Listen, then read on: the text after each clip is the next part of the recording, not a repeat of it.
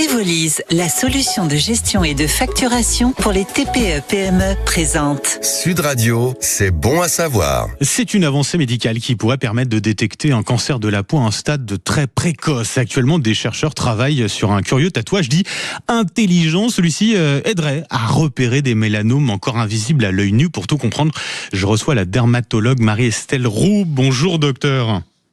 Oui, bonjour. Et merci d'être avec nous ce matin sur Sud Radio. Alors avant toute chose, il faut quand même dire que ce tatouage intelligent n'a pas encore été testé sur l'homme, uniquement sur des souris. On en est donc au tout début de ces recherches. Mais sur le principe, comment il fonctionnerait ce tatouage, docteur ? Alors ce tatouage, c'est une technique intéressante qui a été étudiée sur des souris. Il s'agit en fait de déposer avec des toutes petites aiguilles des nanoparticules sous la peau pour près d'une lésion suspecte. En fait, ces nanoparticules contiennent des sortes de petits thermomètres qui vont mesurer la température locale et en fonction de la température, ils vont émettre une lumière plus ou moins longtemps si la température est plus ou moins élevée.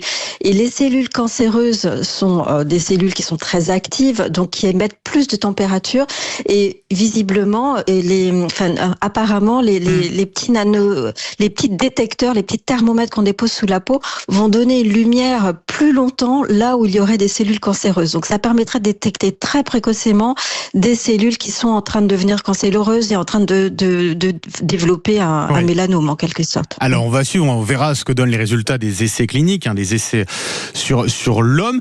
Vous parlez notamment d'un risque, en tout cas, de surdiagnostic. Pourquoi, docteur ? Alors, c'est vrai que ça, c'est une étude préliminaire, une étude de recherche fondamentale. C'est toujours très intéressant de faire des études.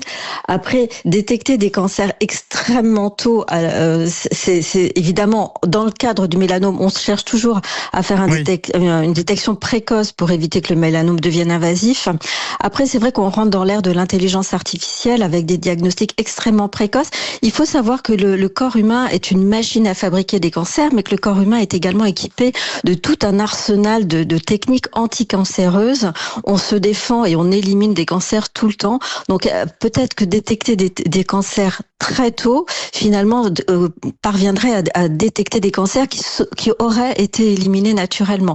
Mais évidemment, ça, la recherche est à un stade préliminaire. Si la recherche va être appliquée sur l'être humain, forcément, on va s'intéresser à savoir quel est l'intérêt de détecter aussi précocement des petits cancers, de toute façon.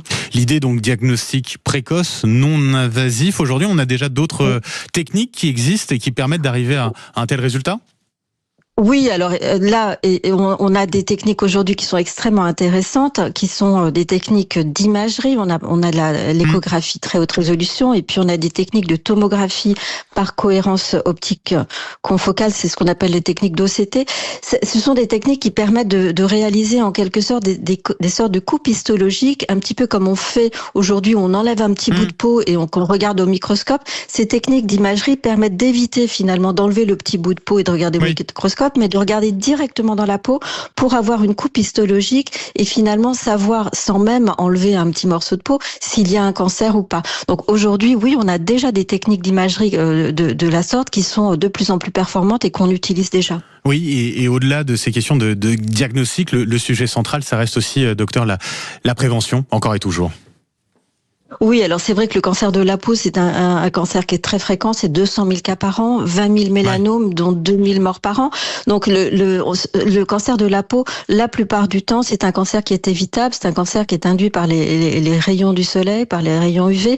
Évidemment, si on se protège du soleil, on évite ce type de cancer de la peau. Bien Donc le principal message, évidemment, c'est de se protéger du soleil pour éviter d'avoir un cancer de la peau. Et pas seulement ceux qui vont bronzer à la plage, ça concerne aussi ceux qui travaillent en extérieur, c'est important aussi de les sensibiliser à ça.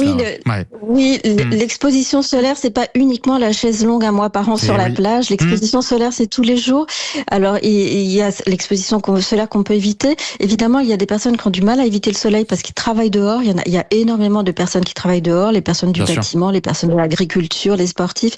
Donc, toutes ces personnes-là ont besoin d'être protégées également au quotidien dans leur travail, en fait. Il n'y a pas que les loisirs qui qui expose aux UV. C'est vrai, merci beaucoup pour vos explications, Marie-Estelle Roux. Je rappelle que vous êtes dermatologue, vous êtes également membre du syndicat national des dermatologues vénéréologues. Merci à vous et passez une très belle journée.